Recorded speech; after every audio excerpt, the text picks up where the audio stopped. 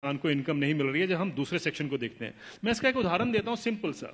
1970 में गेहूं का दाम 76 रुपए प्रति क्विंटल था, जो 2015 यानी 45 साल के बाद बढ़कर 1450 रुपए प्रति क्विंटल हो गया 2015 में। उसी दौरान मैंने बाकी सेक्शन ऑफ द सोसाइटी का हाल देखा, उनका क्या हुआ इनकम का।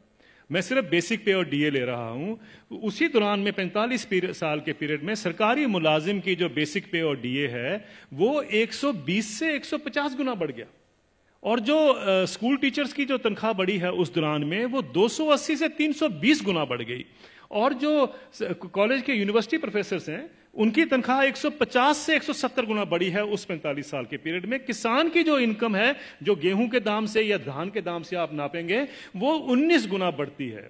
अगर ये जितने सरकारी मुलाजमों की भी अगर इनकम 19 गुना बढ़ी होती तो ये नौकरी छोड़ चुके होते आज तक। प्रॉब्लम यह है कि किसान का हक क्या बनता है। अगर हम 45 साल के बाद जब उसको 1450 रुपए मिले थे, अगर मैं 100 गुना भी उसकी इनकम बाकी इनकम पैरिटी के नॉर्म से चलता हूं, तो उनकी इनकम जो है या उनका मिनिमम सपोर्ट प्राइस जो है वो 7600 रुपए प्रति क्विंटल बनता था।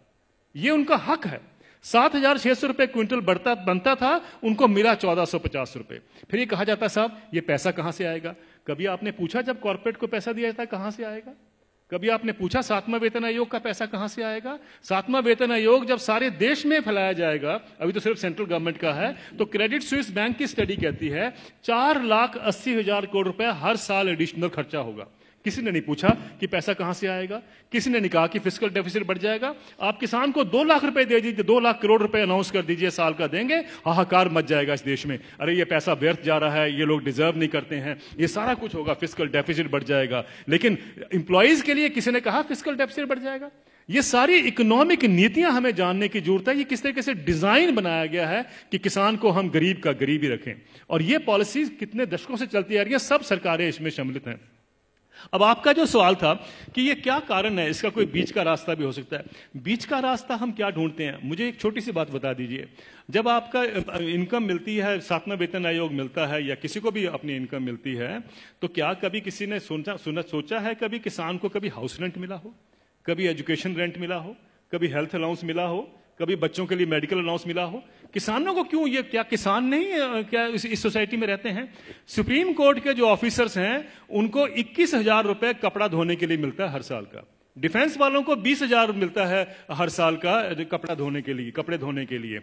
और वो लड़ाई कर रहे हैं आजकल, डिफेंस वाले कह रहे हैं कि साहब सुप्रीम कोर्ट वालों को ज्यादा क्यों मिलता है, हम तो बॉर्डर पे रहते हैं। मेरा यह सवाल है, क्या किसान के पास कपड़े नहीं होते धोने को? कभी आपने सुना है कि किसान के कपड़े के लिए 20,000 रुपए भी कभी उसमें ऐड किया गया हो?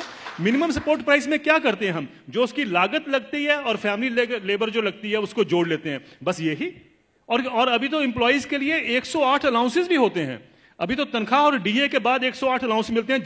जिस भी सज्जन को 108 अलाउंस मिलते हैं उसको तनख्वाह की क्या जरूरत है, मुझे ये बता दीजिए।